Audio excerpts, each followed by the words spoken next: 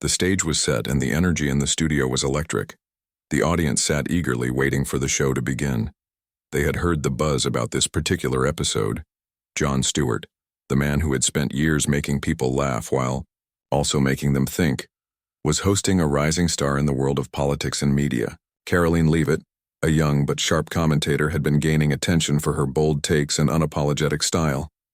Everyone knew Jon wasn't one to shy away from tough questions, and the audience couldn't wait to see how Karoline would handle his signature mix of humor and hard-hitting commentary. When the cameras started rolling, Jon began with his usual charm. He cracked a few jokes to lighten the mood, making the audience chuckle. It was classic Jon, easygoing at first, but you could tell he was just warming up. Then, without warning, he shifted gears. His tone became sharper, more direct. He started asking Karoline pointed questions about her views on some of the most controversial issues of the day. Each question seemed designed to challenge her, to test whether she could hold her own under pressure. But instead of backing down or fumbling over her words, Karoline surprised everyone. She didn't just answer. She came back with clarity and confidence. Her responses were thoughtful, and she didn't hesitate to push back when she felt Jon's questions missed the mark. As the conversation went on, it became clear that this wasn't going to be a typical interview. Jon leaned into his role as the seasoned interrogator, using humor to soften his critiques. At one point, he made a comment that seemed to question whether someone as young as Karoline could truly understand the complexities of the topics they were discussing. It was the kind of remark that might have thrown others off balance, but not her. With a calm smile, Karoline responded, "Experience doesn't always come with age. It comes with perspective." She then went on to explain her point, weaving in examples that showed she had done her homework. By the time she finished, even the toughest critics in the audience had to admit she had made a strong case. What made the moment stand out wasn't just Karoline's answers. It was the way she delivered them. There was no defensiveness, no sense of being rattled. Instead, she spoke with a quiet authority that commanded respect. Jon, known for his ability to keep his cool no matter what, seemed genuinely intrigued. He kept pushing, throwing out more questions, trying to find a crack in her armor. But Karoline didn't falter. Every time Jon landed a jab, she countered with precision. It was like watching two skilled boxers go toe-to-toe, each landing blows but neither giving ground. The audience, both in the studio and at home, was hooked. Social media began buzzing almost instantly. Clips of the exchange started popping up online, with viewers sharing their reactions. Some praised Karoline for standing her ground against a legend like Jon Stewart, while others admired Jon for creating such an engaging and thought-provoking discussion. What had started as a regular talk show segment quickly turned into something much bigger. People who didn't usually watch political interviews tuned in, curious to see how it would all play out. As the minutes ticked by, the conversation grew even more intense. Jon tried a different approach, attempting to steer things toward lighter topics. But Karoline wasn't about to let him off the hook that easily. She stayed focused, turning every question into an opportunity to make her point. At one point, Jon joked about how polished she seemed for someone so early in her career. Without missing a beat, Karoline shot back, "Polish comes from preparation. Maybe you'd remember that if you spent less time rehearsing punchlines and more time listening." The audience erupted into applause, sensing the significance of the moment. For the first time in a long time, Jon seemed caught off guard, unsure of what to say next. By the time the interview reached its halfway point, it was clear that this was no ordinary exchange. The dynamic between Jon and Karoline was unlike anything viewers had seen before. It wasn't just about scoring points or winning arguments, it was about engaging in a real, meaningful dialogue. Both participants brought their A-game, challenging each other while also showing respect for one another's perspectives. The result was a conversation that felt raw, authentic, and deeply human. And as the credits rolled and the cameras cut, the buzz only grew louder. This wasn't just a must-see moment, it was a reminder of the power of respectful disagreement and the importance of listening, even when we don't agree. As the interview moved into its second half, the energy in the room shifted. Jon, sensing that Karoline wasn't someone who could be easily rattled, decided to change his approach. He leaned back in his chair, his trademark smirk softening into something closer to genuine curiosity. "You're good," he said, pausing for effect. "Really good." It was a compliment, but it also carried a hint of challenge, as if he was acknowledging her skill while subtly daring her to keep up. The pace. The audience chuckled, but there was an undercurrent of tension. Everyone wanted to see how Karoline would respond. Karoline didn't miss a beat. She smiled warmly, showing no signs of arrogance despite the praise. "Thank you," she said, her voice steady and calm. "But let's not forget, this isn't about me or you. It's about the ideas we're discussing. If we can't have these conversations openly, then we're doing a disservice to everyone watching." Her words hit the room like a wave. For a moment, there was silence followed by a ripple of applause. Even Jon seemed taken aback, though he quickly masked it with a grin. It was clear that Karoline wasn't just here to defend herself. She was here to make a point. Jon decided to test her further, shifting the conversation to a topic that had been making headlines for weeks. He framed his question carefully, wrapping it in humor but keeping the core sharp. "So let's talk about this idea that younger voices are reshaping politics," he began, raising an eyebrow. "Do you think people take you seriously, or do they just see you as, I don't know, the shiny new thing?" The audience laughed, but the question carried weight. It was the kind of remark that could easily throw someone off balance, especially someone still building their reputation. Karoline tilted her head slightly, as if considering the question before answering. When she spoke, her tone was measured, but firm. "I think people underestimate how much work goes into having an opinion worth listening to," she said. "It's not about being young or old. It's about being willing to listen, learn, and adapt. And honestly, if someone dismisses me because of my age, that's their loss, not mine." The audience erupted into applause again, and even Jon couldn't help but nod in agreement. There was something refreshing about the way Karoline handled herself. She didn't shy away from tough questions, but she also didn't let them define her. The conversation grew more personal as Jon pressed on. He asked her about the challenges of navigating a world where every word is scrutinized, where one misstep can lead to backlash. "Isn't it exhausting?" he asked, his tone softer now, almost sympathetic.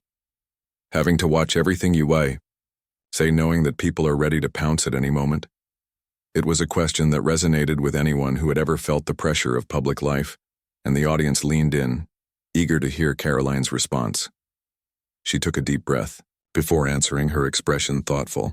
"It is exhausting," she admitted, "but it's also a reminder of how important it is to choose your words carefully. Words matter. They shape how we see the world and each other. So yeah, it's hard, but it's also necessary. If I'm going to have a platform, I owe it to myself and to the people listening to use it responsibly." Her honesty struck a chord. The audience murmured in agreement, and even Jon seemed momentarily reflective. It was a rare moment of vulnerability in a conversation that had been filled with sharp exchanges and quick comebacks. As the clock ticked down, Jon tried one last time to regain control of the narrative. He joked about how Karoline seemed to have all the answers, teasing her with a playful grin. "Are you sure you're not just a robot programmed to outwit me?" he quipped, drawing laughter from the crowd. But Karoline wasn't about to let him off the hook that easily. She laughed along with the audience before firing back. "If I were a robot, I'd probably be better at small talk. Clearly, I'm not perfect." The room erupted into laughter, and for the first time the tension seemed to ease. It was a reminder that, despite the intensity of their exchange, both Jon and Karoline were human, flawed, funny, and deeply relatable. When the interview finally wrapped up, the applause was thunderous. Jon stood up, shaking Karoline's hand with a mix of admiration and respect. "That was impressive," he said, his tone sincere. "You held your own, and then some." Karoline thanked him, her smile genuine. "I appreciate the chance to have this conversation," she replied. "It's not always easy, but it's always worth it." As they walked off the stage, the audience continued to cheer, fully aware that they had just witnessed something special. Backstage, the buzz was palpable. Crew members congratulated Karoline on her performance, while Jon joked about needing to rethink his interviewing strategy. Outside the studio, social media was ablaze with reactions. Clips of the interview were shared thousands of times, with viewers praising both participants for their wit, intelligence, and willingness to engage in meaningful dialogue. What had started as a routine talk show segment had turned into a cultural moment, one that reminded everyone of the power of respectful disagreement and the importance of listening, even when it's hard. The moment Karoline walked off the stage, the energy backstage was electric. The crew members, who usually kept their heads down focusing on their tasks, couldn't help but break into spontaneous applause. A few clapped her on the back while others simply nodded in admiration. "That was something else," one of the producers said, shaking his head in disbelief. Karoline smiled, still catching her breath from the whirlwind of the last hour. She hadn't expected the interview to go viral so quickly, but she could already feel the weight of what had just happened. Jon, meanwhile, leaned against a wall nearby, sipping water and watching the scene unfold. He wasn't used to being outmatched, at least not visibly, but there was no bitterness in his expression. Instead, he looked almost amused, like a coach who had just seen a rookie outplay the veteran. "You've got guts," he called out, to Karoline as she passed by. She turned, surprised but pleased. "So do you," she replied with a grin. "Not many people can keep throwing curveballs like that." Jon chuckled, tipping his bottle toward her in a silent toast. It was clear that despite the sparring, there was mutual respect between them. Back in the studio, the audience was slow to leave their seats. Conversations buzzed everywhere. Friends turned to each other, strangers struck up chats, and everyone seemed eager to share their thoughts. One woman in the front row leaned over to her companion, saying, "Did you see how calm she stayed? I would have been sweating buckets." Her friend laughed, nodding. "Yeah, but that's what made it so good. She didn't let him rattle her. And she didn't try to outjoke him either. She just answered, like she really meant it." Others chimed in, pointing out specific moments that had stood out to them. The sharp comebacks, the thoughtful pauses, the way Karoline had managed to stay composed without losing her edge.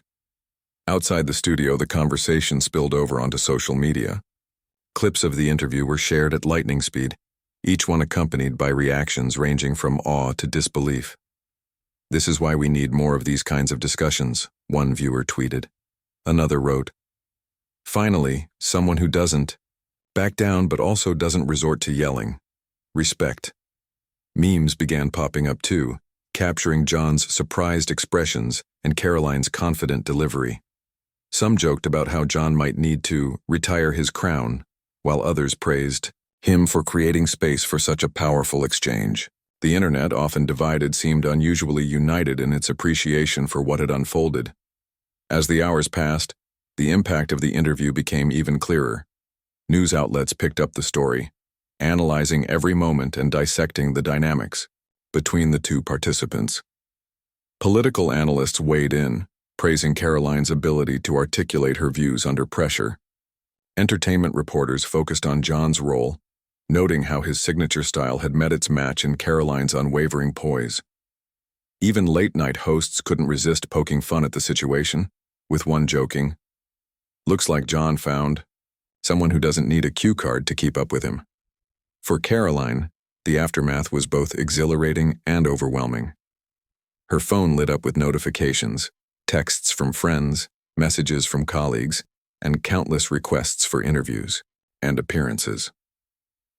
She sat in her dressing room, scrolling through the flood of responses, feeling a mix of pride and responsibility.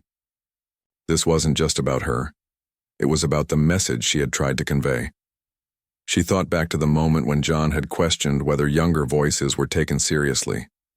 Her response had been instinctive, born out of years of facing skepticism and doubt. But now, seeing the reaction it had sparked, she realized how much those words resonated with others. Later that evening, as she stepped outside the studio, Karoline was greeted by a small crowd of fans. Some held signs thanking her for speaking up, while others simply wanted to shake her hand or take a photo. One young woman approached hesitantly, clutching a notebook. "I just wanted to say thank you," she said softly. "Watching you tonight made me feel like maybe my voice matters too." Karoline felt a lump rise in her throat. She nodded, placing a hand on the woman's shoulder. "It does," she said firmly. "Never forget that." The sincerity in her voice brought tears to the woman's eyes, and Karoline knew this moment would stay with her long after the cameras stopped rolling. Meanwhile, Jon retreated to his office, replaying parts of the interview in his mind. He wasn't upset about being challenged. In fact, he thrived on it. What intrigued him most was how effortlessly Karoline had navigated the conversation. She hadn't relied on rehearsed lines or flashy rhetoric. Instead, she had spoken from a place of conviction. He jotted down a few notes, thinking about how this experience might shape future episodes of his show. Maybe, he thought, it was time to bring in more voices like hers, people who weren't afraid to engage deeply and authentically. By the time the night drew to a close, the ripple effects of the interview were undeniable. It had sparked conversations across dinner tables, classrooms, and boardrooms. People debated the issues raised, reflected on their own perspectives, and considered what it meant to truly listen to someone with whom they disagreed. For many, it was a reminder of the power of dialogue, not just to entertain but to inspire and challenge. And for Karoline and Jon, it was proof that sometimes the best moments happen when you least expect them, leaving an indelible mark on everyone involved. The next morning, the interview was everywhere. It wasn't just trending on social media, it had spilled over into mainstream conversations. News anchors talked about it during breakfast shows, radio hosts debated its significance, and even casual coffee shop chats seemed to circle back to the same topic. People couldn't stop discussing the way Karoline had handled herself, or how Jon had pushed her without crossing the line into hostility. The exchange felt like a masterclass in respectful disagreement, and for many, it came at a time when such examples were sorely needed. Karoline woke up early, scrolling through her phone as notifications poured in. She smiled at some of the comments, fans, calling her inspiring or a breath of fresh air, but she also noticed the criticism. Not everyone agreed with her views, and that was okay. What struck her most was how many people focused less on what she said and more on how she said it. They praised her calm demeanor, her ability to stay composed under pressure, and her refusal to resort to personal attacks. One comment stood out. "It's not about winning arguments, it's about having conversations worth having." Karoline read it twice, letting the words sink in. That was exactly what she had hoped to achieve. Jon, too, was reflecting on the night before. As he sipped his morning coffee, he flipped through the headlines. Most articles painted him as the seasoned host who had met his match, but he didn't mind. In fact, he found it refreshing. For years, he had been known as the sharp-tongued comedian who could cut anyone down to size with a well-timed joke. But this time, something felt different. Karoline hadn't tried to outwit him or play the victim, she had simply engaged. Her confidence reminded him of why he loved hosting these kinds of discussions in the first place. "Maybe I've gotten too comfortable," he muttered to himself half-jokingly. Later that day, Jon sat down with his production team to debrief. The room buzzed with excitement as they replayed key moments from the interview. One producer pointed out how the audience's energy had shifted throughout the conversation. "At first, they were laughing along with your jokes," she said, "but by the end, they were hanging on every word. You could feel the tension turning into respect." Another chimed in saying, "And can we talk about how she called you out for rehearsing punchlines?" "That got a huge reaction." Jon laughed, shaking his head. Yeah, she got me there." But beneath the humor, there was a sense of admiration. Everyone in the room agreed. Karoline had brought something unique to the table. Meanwhile, Karoline spent the day fielding calls from journalists and booking agents eager to get her perspective. Each interview request came with promises of bigger platforms and wider audiences, but she was careful not to let it go to her head. After all, she knew fame was fleeting. What mattered most to her was using this newfound attention to amplify the issues she cared about. During one call with a popular podcast host, she emphasized this point. "I'm grateful for the opportunity," she said, "but I don't want people to focus on me. I want them to think about the ideas we discussed, the importance of listening, the value of diverse perspectives, and the need for honest dialogue." As the day wore on, the conversation around the interview took on a life of its own. Teachers shared clips with their students, using it as an example of effective communication. Parents played parts of it for their kids, pointing out how to stay respectful even when opinions differed. Even politicians weighed in, though predictably they split along party lines. Some praised Karoline for standing her ground, while others dismissed her as overly idealistic. But regardless of where people stood, everyone seemed to agree on one thing. The interview had sparked something important. That evening, Karoline decided to step away from the chaos for a bit. She went for a walk in a nearby park, enjoying the quiet after the whirlwind of the past 24 hours. As she strolled along the path, she noticed a young man sitting on a bench, headphones dangling loosely around his neck. He looked up and recognized her immediately. "Hey, aren't you?" he began, trailing off awkwardly. Karoline nodded, smiling warmly. "Yeah, that's me," she said, sitting down beside him. They ended up talking for nearly an hour, covering everything from politics to personal struggles. At one point, the young man admitted, "I always thought I wasn't smart enough to have opinions that mattered. But watching you last night made me realize maybe I do." Karoline left the park feeling a renewed sense of purpose. This wasn't about her. It was about giving people permission to speak up, to believe their voices mattered. Back at home, she jotted down a few thoughts in her journal, reminding herself why she had started this journey in the first place. "If even one person feels empowered to join the conversation," she wrote, "then it's worth it." Across town, Jon was wrapping up his own day with a quiet dinner at home. He scrolled through Twitter, chuckling at some of the memes people had created. One showed him looking flustered with the caption, "When you underestimate your guest." Another depicted Karoline as a superhero, cape fluttering dramatically behind her. He shook his head, laughing to himself. "She's good," he said aloud, raising his glass in a mock toast. Then, setting it down, he leaned back in his chair, lost in thought. Maybe it was time to rethink the tone of his show. Not completely, of course, but enough to make room for more meaningful exchanges like the one he'd had with Karoline. By the time the weekend rolled around, the interview had become a cultural touchstone. Late-night comedians joked about it, daytime talk shows analyzed it, and opinion pieces dissected every nuance. But beyond the noise, something deeper lingered. People were inspired not just by Karoline's performance but by the reminder that real conversations were still possible.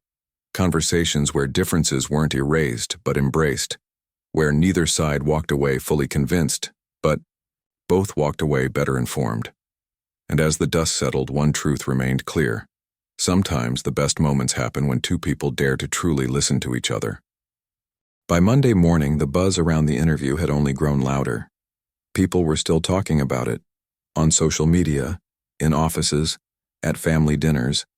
It wasn't just the sharp exchanges or Karoline's calm confidence that kept the conversation alive.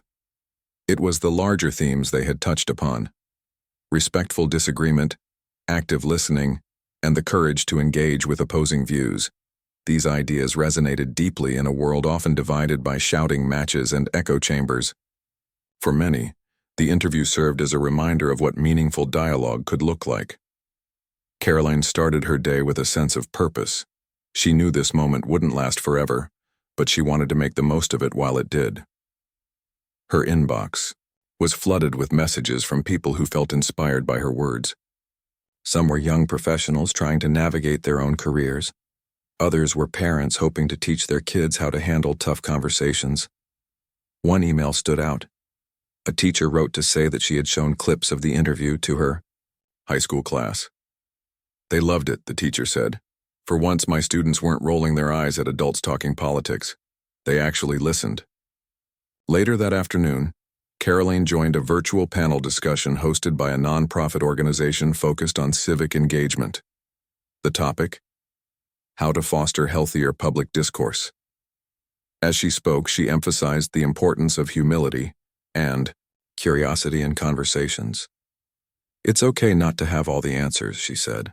What matters is being willing to ask questions and truly hear what the other person has to say. The audience nodded along, clearly moved by her sincerity. Afterward, several participants approached her privately to share their thoughts. One older gentleman admitted, "I've been guilty of shutting down people I disagree with. Watching you reminded me that there's value in staying open." Meanwhile, Jon found himself reflecting on his role in the interview. He had always prided himself on challenging guests, but this time he realized the tables had turned slightly. Instead of him teaching or guiding the conversation, Karoline had pushed him to think differently. It was humbling and oddly refreshing. During a meeting with his writers later that week, he brought up the idea of tweaking the format of his show. "What if we focus less on scoring points and more on creating space for real dialogue?" he suggested. "Not every episode needs to end with someone winning. Sometimes walking away with new insights is enough." The team loved the idea. They began brainstorming ways to incorporate more balanced discussions into future episodes. One writer proposed inviting pairs of guests with opposing views to debate topics without devolving into arguments. Another suggested dedicating segments to unpacking complex issues through storytelling rather than sound bites. By the end of the meeting, Jon felt energized. This wasn't just about improving ratings, it was about contributing something positive to the cultural landscape. Back in the public eye, reactions to the interview continued to pour in. Late-night hosts joked about it, comedians created sketches, and even rival networks aired segments analyzing its impact. But beyond the entertainment value, there was a deeper takeaway: the power of civility. In an era dominated by outrage culture, seeing two people spar intellectually without resorting to insults felt almost revolutionary. Viewers wrote heartfelt letters to both Jon and Karoline, thanking them for modeling a better way to disagree. Karoline received one such letter from a woman in her 60s who described herself as a lifelong cynic. The woman explained that she had tuned in expecting another heated argument, but instead found herself captivated by the mutual respect between the host and guest. "You didn't try to change each other's minds," she wrote, "but you challenged each other to think harder. That's rare these days, and I'm grateful for it." Reading the note, Karoline felt a lump in her throat. These were the moments that made everything worth it, the reminders that small actions could ripple outward in unexpected ways. As the week went on, invitations poured in for Karoline to speak at conferences, universities, and community events. She accepted a few, carefully choosing opportunities where she felt she could make the biggest impact. At one event, she addressed a packed auditorium of college students, urging them not to shy away from difficult conversations. "Your voice matters," she told them, "but so does your willingness to listen. If you can master both, you'll be unstoppable." The room erupted in applause, and afterward dozens of students lined up to thank her personally. Jon, too, was stepping back into his routine, but with a fresh perspective. On his next episode, he opened with a light-hearted recap of the now infamous interview. "Let's just say I met my match," he joked, drawing laughs from the audience. But then, he grew serious. "What struck me most wasn't the back and forth. It was the fact that we walked away respecting each other more than when we started. And isn't that what good conversations should do?" The sentiment resonated deeply, earning him some of the loudest applause he'd ever received.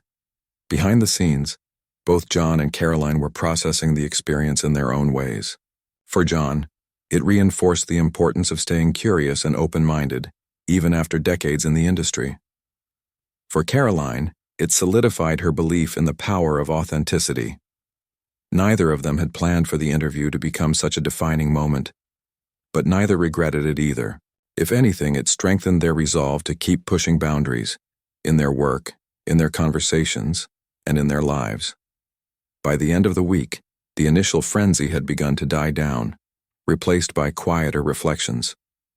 Clips of the interview continued to circulate, but now they came with captions like, "A lesson in respectful disagreement," or "Why listening matters more than winning." People weren't just sharing the highlights. They were sharing what they had learned from watching. Conversations sparked by the exchange showed no signs of stopping anytime soon, and for Karoline and Jon, that was the greatest reward of all.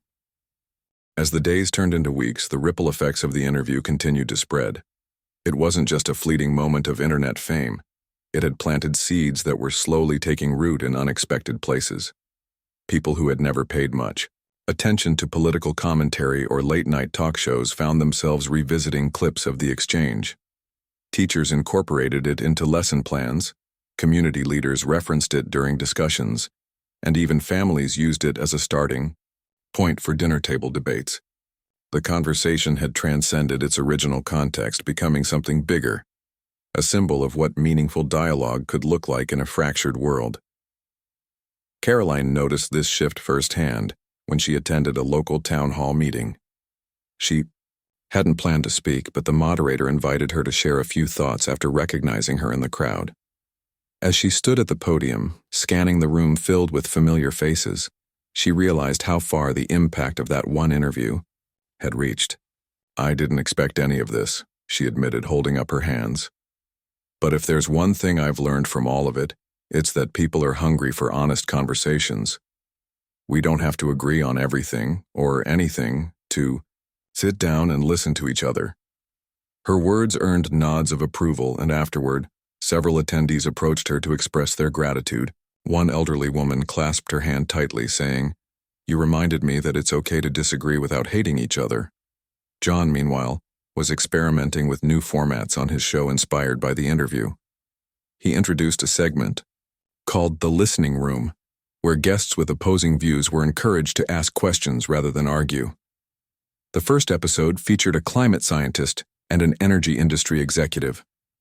At first, the tension was palpable, but as the conversation unfolded, both participants surprised themselves and the audience by finding common ground. Viewers flooded social media with praise, calling it refreshing and a masterclass in empathy. Jon couldn't help but smile as he read through the comments. For years, he had relied on humor to drive his message home, but now he saw the value in letting silence and thoughtfulness take center stage. Backstage after the taping, the two guests lingered to continue their discussion. They weren't friends, but they weren't enemies either. They had simply discovered that listening didn't mean surrender, it meant understanding. Watching them shake hands before parting ways, Jon felt a sense of satisfaction he hadn't experienced in a long time. This was why he had returned to hosting, to create moments like these where walls came down and bridges began to form. For Karoline, the whirlwind of attention brought opportunities she hadn't anticipated. She was invited to join a national initiative aimed at fostering civil discourse, working alongside scholars, activists, and journalists to develop tools for healthier conversations. During one brainstorming session, she shared her thoughts about the importance of vulnerability in dialogue. "When we admit we don't have all the answers, we invite others to do the same," she said. "It's scary, sure, but it's also liberating." Her colleagues nodded in agreement, scribbling notes as they considered how to apply her insights to their work. Outside of formal settings, the influence of the interview showed up in quieter, more personal ways. A middle-aged man wrote to Karoline, describing how he had reconnected with his estranged brother after watching the interview. Inspired by her calm demeanor, he had reached out to apologize for past arguments, and to his surprise, his brother responded warmly. "We're still figuring things out," the man wrote, "but your example gave me the courage to try." Another letter came from a teenager who confessed she had been too afraid to voice her opinions until seeing Karoline hold her own against someone as formidable as Jon. "You made me realize my voice matters, even if it shakes," she wrote. Jon, too, was experiencing a renewed sense of purpose. He started noticing subtle changes in how people interacted with him. Strangers stopped him on the street not just to compliment his wit, but to thank him for creating space for thoughtful discussions. One viewer told him, "Your show used to make me laugh, but now it makes me think, and that's exactly what I need right now." These encounters reminded him of why he had fallen in love with storytelling in the first place, because stories have the power to connect us, challenge us, and change us. The two crossed paths again a few months later at a media conference. Neither had expected to see the other, and when they did, there was an immediate warmth between them. "How's life treating you?" Jon asked, shaking her hand. "Better than before," Karoline replied with a grin. "And you?" Jon chuckled, gesturing toward the badge hanging around his neck. "Still trying to figure out how to keep up with folks like you." They spent the next hour catching up, sharing updates about their projects, and reflecting on the lasting impact of their infamous interview. By the end of the conversation, they agreed on one thing. The best moments happen when we step outside our comfort zones and truly engage with others. As the conference wrapped up, Karoline took a moment to reflect on how far she'd come since that day in the studio. She thought about the young woman who had thanked her in the park, the teacher who had shown clips of the interview to her class, and the countless strangers whose lives had been touched in small but meaningful ways. None of it had been planned, yet it had all unfolded organically, a testament to the power of authenticity and connection. Jon walked away from the event feeling similarly reflective. He realized that while the interview had challenged him professionally, it had also enriched him personally. It had reminded him that growth doesn't stop when you reach a certain age or level of success. There's always room to learn, to adapt, and to grow, not just as a host, but as a human being. By the time the sun set on another busy day, both Jon and Karoline knew they were part of something bigger than themselves. Their exchange had sparked a movement, one rooted in curiosity, humility, and respect. And though neither could predict what the future held, they were confident that the lessons learned from that unforgettable night would continue to inspire others for years to come. Months had passed since the interview, but its echoes lingered. The conversation between Jon and Karoline had become more than just a viral moment. It was now part of the cultural fabric, referenced in classrooms, workplaces, and even casual conversations at coffee shops. People would bring it up when tensions flared during debates or disagreements, saying things like, "Remember that time on Jon's show? That's how we should handle this." It wasn't just about what was said. It was about how it made people feel. Hopeful that meaningful dialogue was still possible, even in a world often driven by division. Karoline found herself reflecting on this one evening as she sat by her window, watching the city lights flicker in the distance. She scrolled through her phone absent-mindedly, stopping occasionally to read messages from people who continued to reach out. One note stood out. A young man wrote to say he'd recently started volunteering for a local nonprofit after seeing her talk about using your voice to make a difference. "I never thought I could contribute much," he admitted. "But your words stuck with me, so here I am, trying." Karoline smiled, feeling a quiet pride swell within her. This wasn't fame talking, it was impact. These small victories reminded her why she kept showing up day after day, ready to listen and engage. Jon, too, was settling into a new rhythm with his show. The changes he'd implemented, the listening room segment, the focus on empathy over entertainment, had resonated deeply with audiences. Ratings hadn't dipped, if anything, they'd climbed slightly. But what mattered most to him wasn't the numbers, it was the feedback. Viewers sent heartfelt emails thanking him for creating a space where differences weren't ignored but explored. One viewer summed it up perfectly. "Your show used to be my escape from reality. Now it feels like a way back into it." The two crossed paths again unexpectedly during a charity gala. Neither had planned to attend, but mutual friends had convinced them both to come. When they spotted each other across the room, there was an instant spark of recognition. They greeted each other warmly, slipping into easy conversation as if no time had passed. "You've been busy," Jon remarked, nodding toward a table displaying awards Karoline had received for her advocacy work. "So have you," she replied, gesturing to a poster promoting his latest initiative aimed at fostering civil discourse. They laughed, realizing their lives had intertwined in ways neither had anticipated. As the night wore on, they found themselves sitting together at dinner, swapping stories about the challenges and triumphs they'd faced since their famous exchange. Jon confessed that hosting the listening room segments had pushed him out of his comfort zone. "It's harder than I thought," he admitted. "Sometimes I just want to crack a joke and move on. But then I remember how important it is to let people sit with their thoughts." Karoline nodded, sharing her own struggles. "It's exhausting trying to stay balanced while everyone's watching," she said.